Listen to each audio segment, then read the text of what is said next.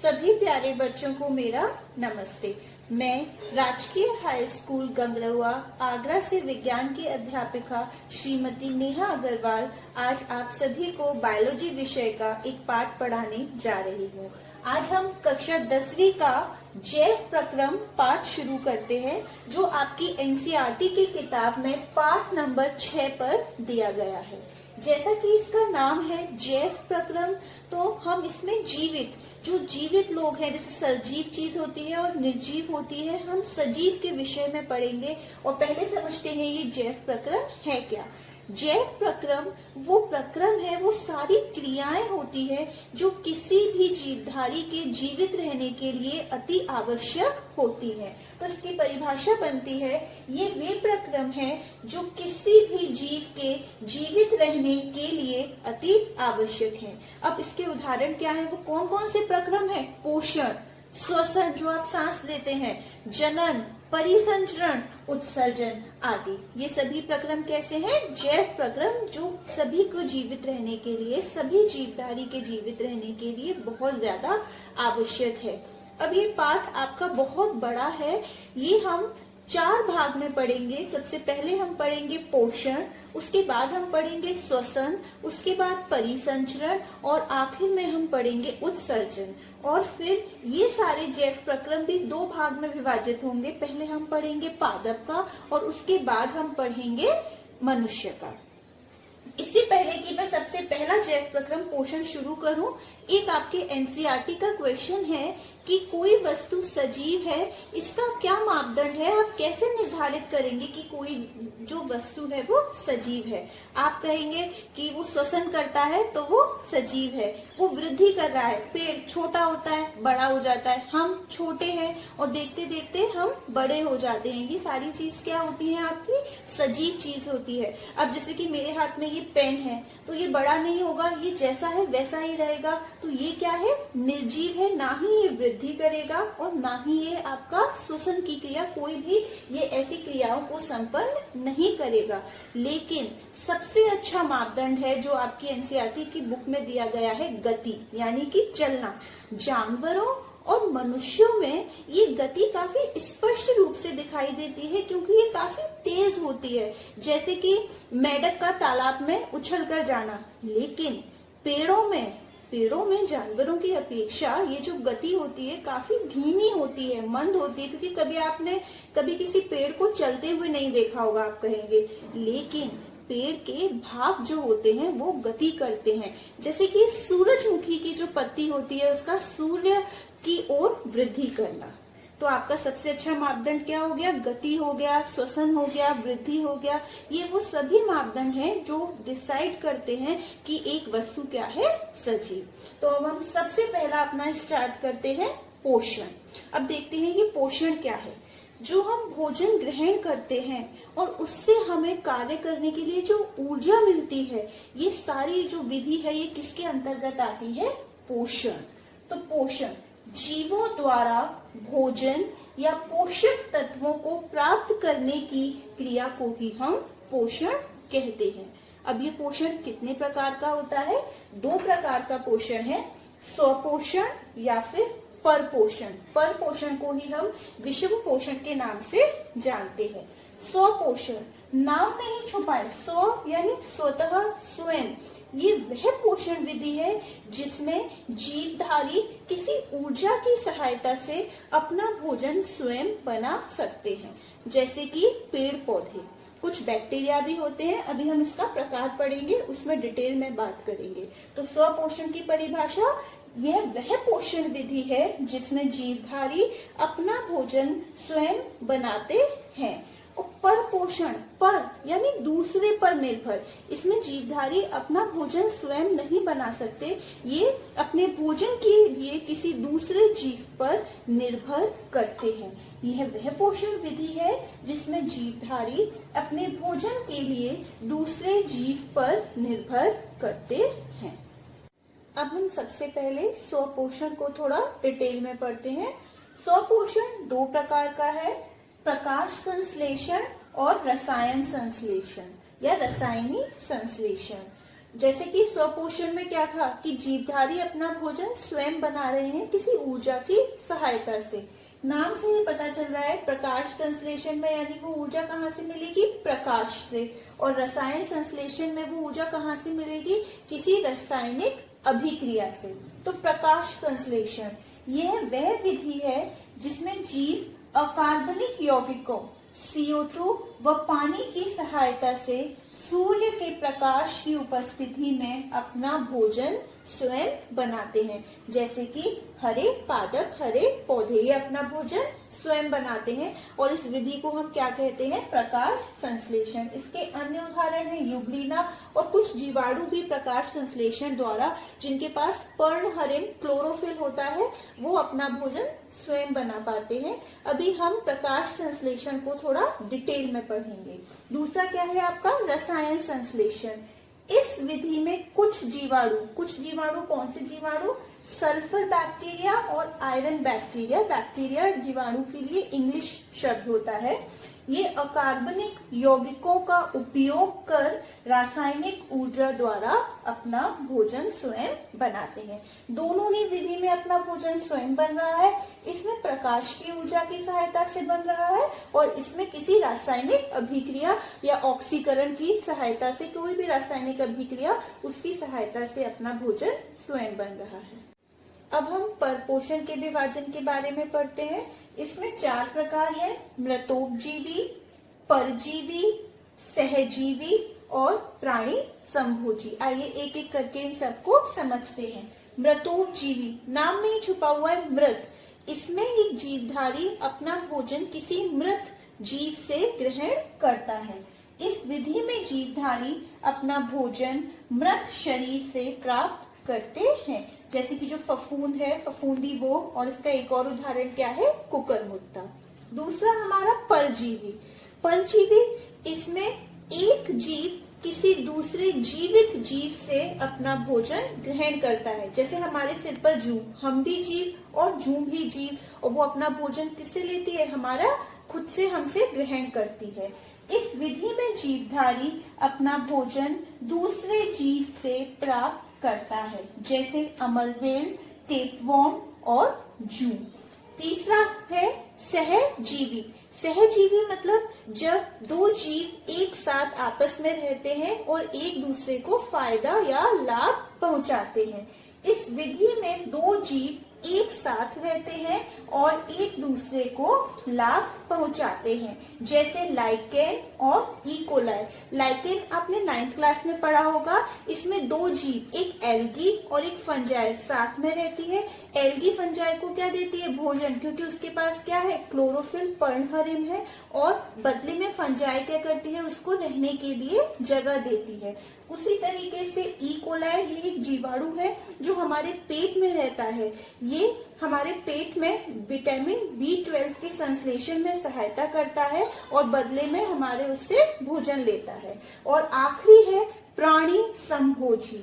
इस विधि में जीव अपना भोजन ठोस या तरल के रूप में कुछ चरणों में ग्रहण करता है। वो कौन से चरण हैं, अभी हम डिटेल में पढ़ेंगे।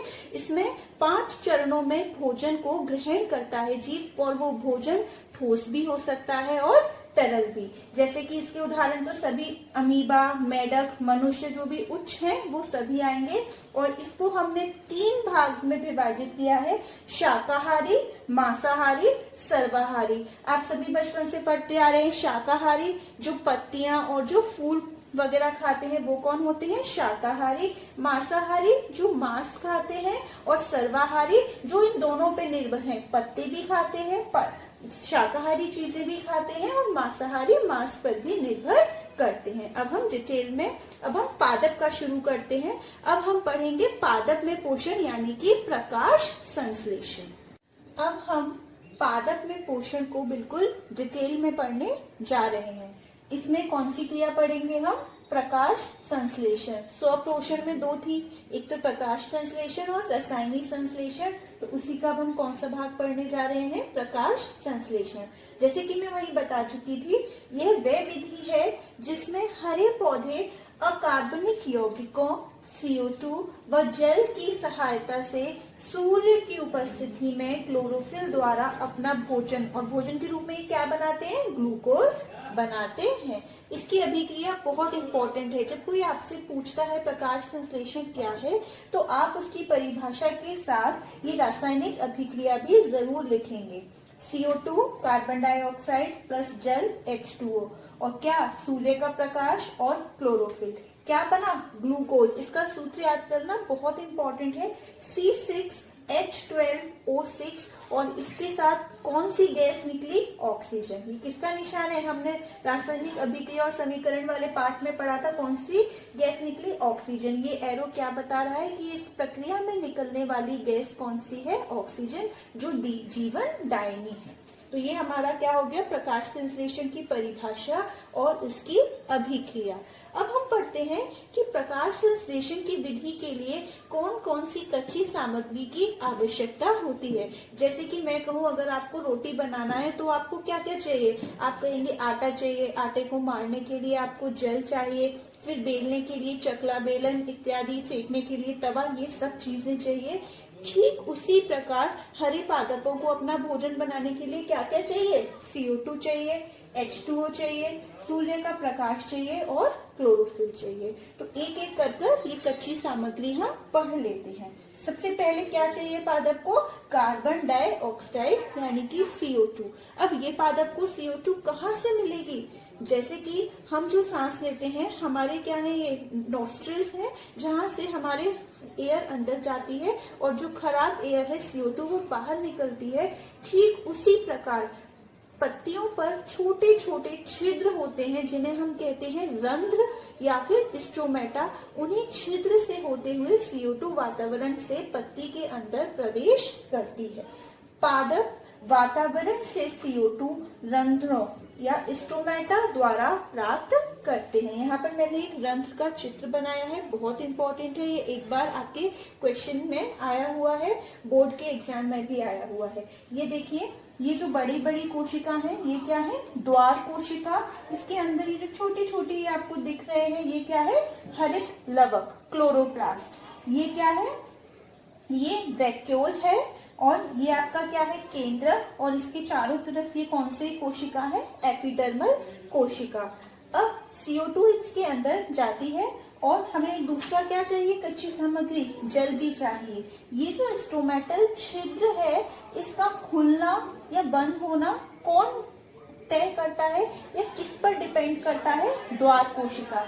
जैसे ही जल द्वार कोशिका के अंदर जाता है, ये द्वार कोशिका क्या हो जाती है, फूल जाती है, और फूलने से ये क्या हो जाता है, ये छिद्र खुल जाता है। और जैसे ही पानी इन द्वार कोशिकाओं से बाहर जाता है, ये क्या होती है, सिकुड़ सी जाती है, और हमारा जो स्टोमेटल छिद्र है बंद हो जाता है।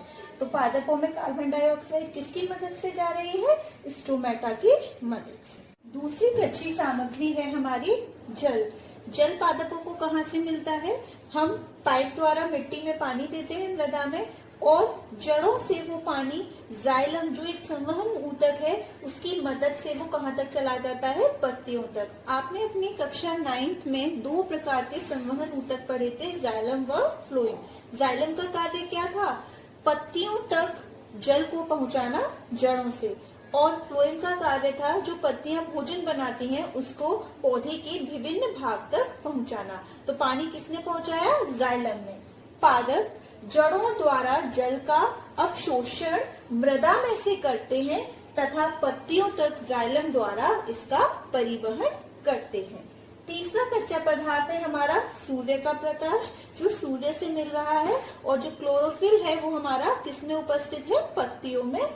सूर्य से पत्तियों के क्लोरोफिल द्वारा प्रकाश प्राप्त करते हैं। और कुछ खनिज लवण की भी आवश्यकता होती है, जैसे कि हमारे मैग्नीशियम की आवश्यकता होती है और हमारे नाइट्रोजन इत्यादि।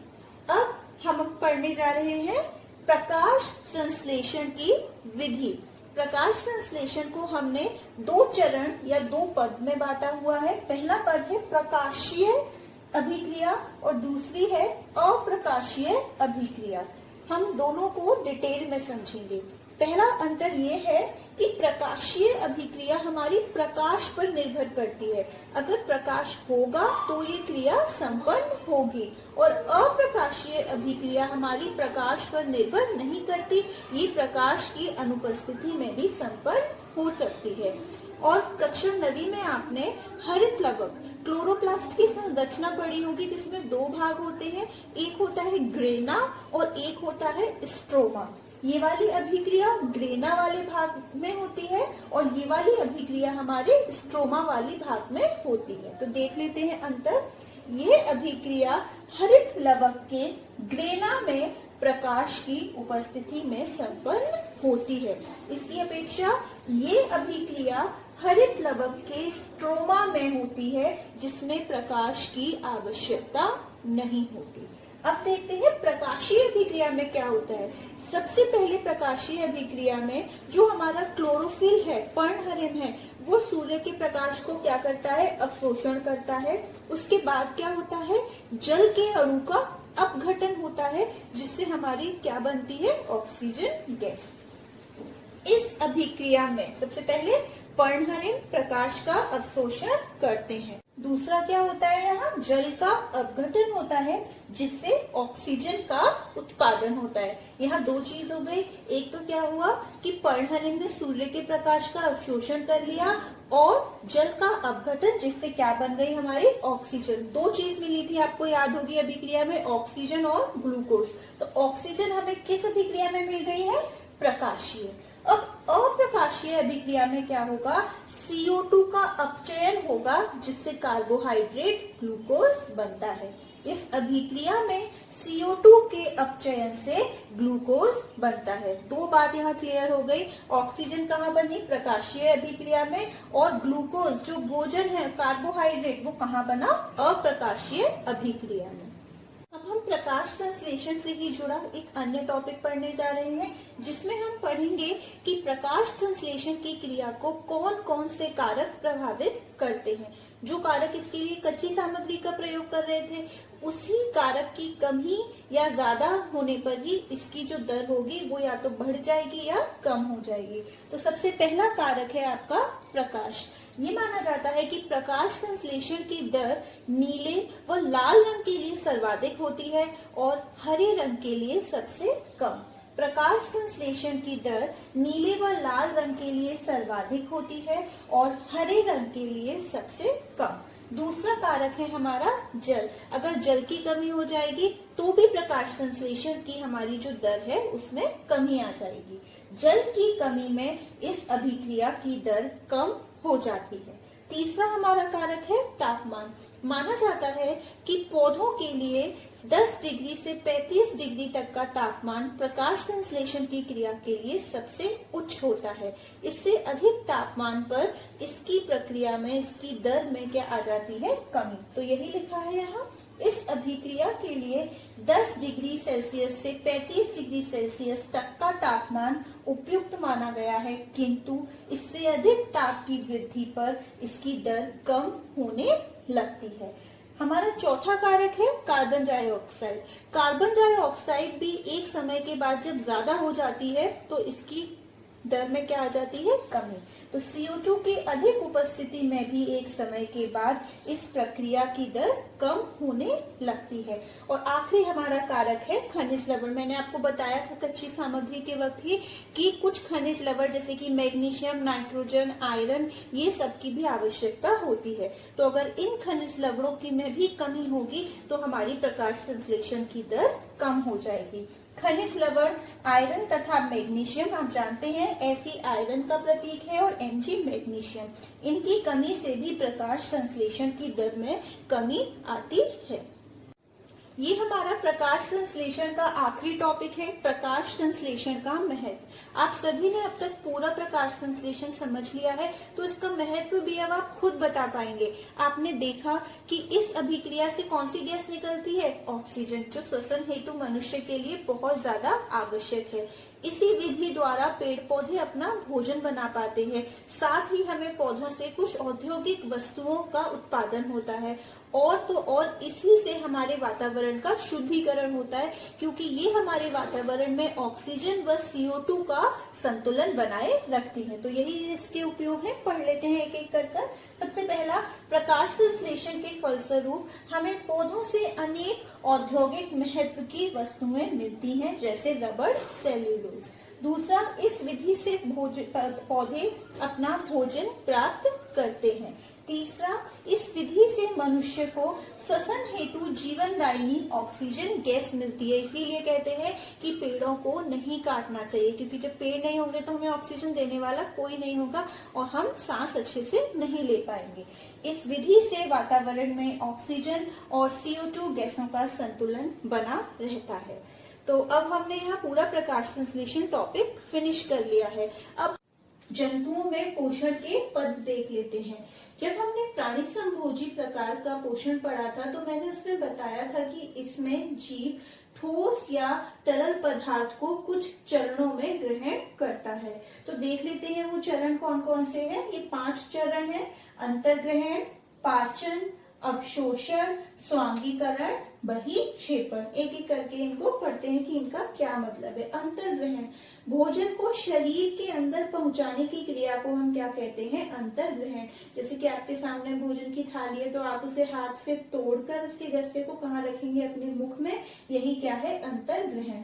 भोज्य पदार्थों के शरीर में पहुंचने की क्रिया को अंतर्ग्रहण कहते हैं।